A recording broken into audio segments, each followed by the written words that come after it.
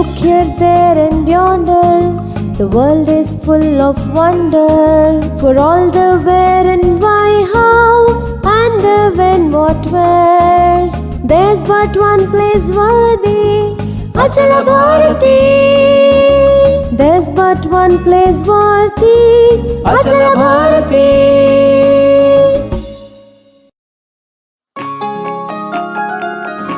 Achala Vismaya Loka, an amazing world of limitless fun. Brought to you by Achala Bharati Trust.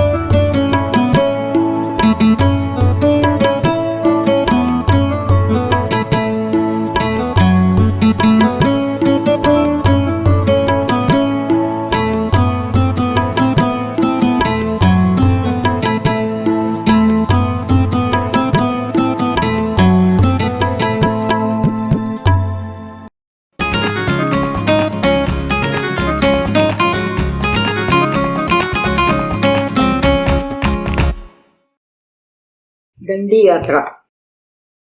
పిల్లలు, మీరు ఉప్పు సత్యాగ్రహం గురించి విన్నారు కదా. ఉప్పు సత్యాగ్రహం అంటే ఏమిటి, అది ఎప్పుడు జరిగింది మొదలైన విషయాలన్నీ ఇప్పుడు తెలుసుకుందాము. ఈ ఉప్పు సత్యాగ్రహము 1930లో మహాత్మా గాంధీ గారి ఆధ్వర్యంలో జరిగింది. అది ఆంగ్లేయులు మన దేశాన్ని పాలించిన రోజులు. ఊహించండి, కొద్దిమంది ఆంగ్లేయ ప్రతినిధులు లక్షల ప్రజలున్న భారతదేశాన్ని పరిపాలించిన రోజులు. బ్రిటిష్ వారు ఎన్నో చట్టాలు చేశారు. వాటిని మన ప్రజలు ఆచరించవలసి వచ్చింది. అది కేవలం ఆంగ్లేయులకు మాత్రమే ఉపయోగపడేదిగా ఉండేది. మన ప్రజలకు ఏమాత్రము ఉపయోగము లేదు వాటి వలన. ఆ విధంగా రూపొందించారు వారు. అప్పుడు ఊహించిన విధంగానే భారతీయులు నిరసన తెలపడము మొదలుపెట్టారు. ఈ విధంగా స్వాతంత్ర ఉద్యమానికి నాంది మొదలైంది. మహాత్మా గాంధీ ఆంగ్లేయ పరిపాలనను తీవ్రంగా ఖండించారు. కానీ స్వాతంత్రం కొరకు మనము ఎంచుకున్న మార్గము చాలా ముఖ్యమైనది. మంచి చెట్టు కావాలంటే మంచి విత్తనం నాటాలి. అదేవిధంగా అహింసతో సాధించిన స్వాతంత్రము మన ప్రగతికి సాయపడుతుంది. మంచితనంతో సాధించిన స్వాతంత్రము మన ఉన్నతికి నాంది పలుకగలదు. గాంధీజీ అహింస అనే ఆయుధంతో ఆంగ్లేయులను ఎదిరించి ఆ విధంగా చేయడానికి నిర్ణయించుకున్నారు. కొద్దిమంది ఆంగ్లేయులు పరిపాలించడము సబబు కాదని భారతీయులందరూ వారి నిబంధనలు పాటించరాలని నిర్ణయించుకున్నారు. ఈ విధానం వలన వారికి మనల్ని పాలించడం కష్టతరం అని తెలుసుకుని దేశాన్ని మనకు వదిలిపెడతారు. ఆంగ్లేయులు అన్నిటి మీద పన్నులు విధించేవారు. రోజు వాడే ఉప్పు మీద కూడా విధించారు. ఎందుకంటే వారి కార్ఖానాల్లో తయారైన ఉప్పును మనం కొనుగోలు చేసి మన ప్రజలు ఉప్పును సముద్రం నీటిని మీద చేయడం గురించి నిషేధించారు. ఈ విషయము తీవ్రంగా పరిగణించి గాంధీజీ ముందుకు సాగాలని అనుకున్నారు.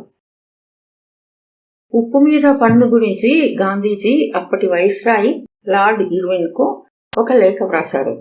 ఎందుకంటే గాంధీజీకి ఏ విషయము రహస్యంగా చేయడము ఇష్టం ఉండేది కాదు. ఆ లేఖలో ఇలా ఉంది: ఈ పన్నును వెనక్కి తిరిగి తీసుకోవాలని మీ ప్రభుత్వాన్ని నేను అర్థిస్తున్నాను. ఈ పన్నును వెనక్కి తీసుకొని పక్షంలో కొంతమంది ఆశ్రమవాసులను తీసుకొని నేను ఈ నెల 11వ తేదీన పన్ను గురించి సత్యాగ్రహం చేయడానికి పూనుకుంటానని తెలుపుతున్నాను. లార్డ్ ఇర్విన్ ఆ లేఖను ఏ విధంగానూ లెక్క చేయలేదు. పైగా గాంధీ గారిని కలవటానికి ఏమాత్రం సుముఖత చూపలేదు అండ్ హేళన కూడా చేశారు. ఉప్పు విలువ ఎక్కువ కాకపోయినా అందరికీ దాని వలన చాలా అవసరం ఉంటుంది. కాబట్టి అందరి ప్రజలు ఈ సత్యాగ్రహంలో మద్దతు ఇస్తారని గాంధీ గారికి చాలా ప్రగాఢ విశ్వాసం. గాంధీ గారికి దేశమంతా ఈ సత్యాగ్రహంలో పాలు పంచుకోవాలని ఆశయం. అందుకు ఉప్పును ఒక ముఖ్య పరికరంగా ఎంచుకుంటే ప్రజలందరూ కలిసి కట్టుగా సత్యాగ్రహంలో పాల్గొనగలరని అనుకున్నారు. గాంధీజీ చాలా జాగ్రత్తగా ప్రణాళికను రూపొందించారు. బయలుదేరవలసిన తేదీ 12 మార్చి 1930.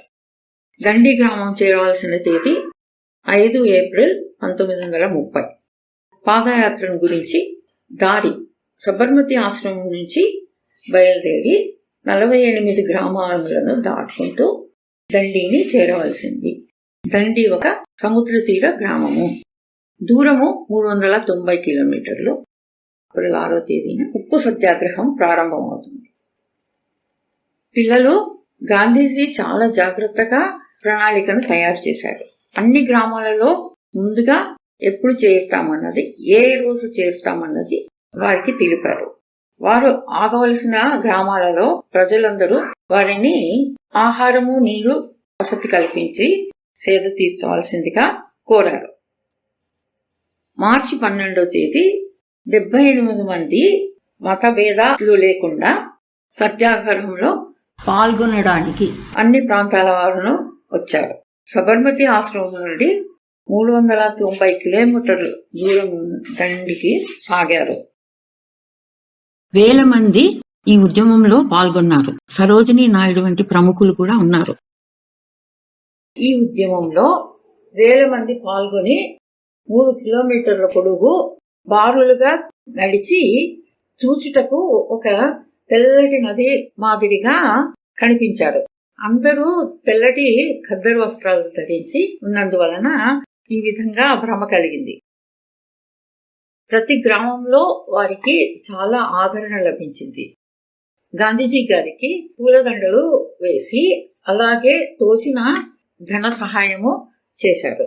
గాంధీజీ ప్రజలకు ఉప్పు సత్యాగ్రహము చేయడానికి గల కారణాలు వివరించి మరికొన్ని మిగిలిన విశేషాలు చెప్పారు. 5 ఏప్రిల్ దండి గ్రామాన్ని చేరుకున్న తర్వాత 6వ తేదీ ఉదయము గాంధీజీ సముద్ర స్నానం తర్వాత సత్యాగ్రహము కార్యక్రమమును మొదలుపెట్టారు. అందరినీ సముద్రపు నీటితో తీరాన ఉప్పు తయారు చేయుటకు మొదలు పెట్టమని ఆదేశించారు. ఇంతమంది ఉద్యమంలో పాల్గొని ఉప్పు తయారు చేయడము ఆంగ్లేయులు ఊహించని పరిణామము. గాంధీజీ దక్షిణంగా పయనిస్తూ వేల ప్రజలను ఉప్పు తయారీ గురించి వివరిస్తూ సభలను కొనసాగించారు. దండి తీరానికి 40 కిలోమీటర్లు దక్షిణంగా పయనించి అక్కడ ఉప్పు తయారీ జరుగుతున్న చోట నుంచి సత్యాగ్రహమును చేయడానికి కాంగ్రెస్ పార్టీ వారు నిర్ణయించుకున్నారు. ఆ రోజు ముందు రాత్రి గాంధీజీని బ్రిటిష్ అధికారులు బంధించి కారాగారంలో ఉంచారు. ఆ తర్వాత కూడా ఉద్యమం కొనసాగించారు. బ్రిటిష్ ఆఫీసర్లు వారి మీద లాఠీ చార్జి చేసి దౌర్జన్యానికి పూనుకున్నారు. అయినా సత్యాగ్రహులు దెబ్బలు తిన్నారు కానీ ఎదిరించలేదు. ఈ విషయమై విలేకరుల ద్వారా ప్రపంచమంతా తెలిసిపోయింది. ఉద్యమం మాత్రము మరొక సంవత్సరము వరకు కొనసాగింది. అప్పుడు ఆంగ్లేయులు 1 సంవత్సరం తర్వాత గాంధీజీని జైలు నుండి విడుదల చేశారు. సంప్రదింపులు చేయడానికి కూడా ఒప్పుకున్నారు. దీని పర్యవసానమే లార్డ్ ఇర్విన్ గాంధీజీ ప్యాక్ట్. ఆ విధంగా ఉప్పు సత్యాగ్రహము దేశ స్వాతంత్రానికి మైలురాయిగా నిలిచింది. కానీ మరొక 17 సంవత్సరముల తర్వాత కానీ మనకు స్వాతంత్రము లభించలేదు. కాబట్టి పిల్లలు, మీరు తెలుసుకోవాల్సినది ఏమిటంటే, ఉప్పు సత్యాగ్రహము స్వాతంత్ర సమరానికి నాంది పలకడమే కాకుండా ప్రపంచంలో పలువురు ప్రముఖులకు సూచనప్రాయంగా నిలబడింది.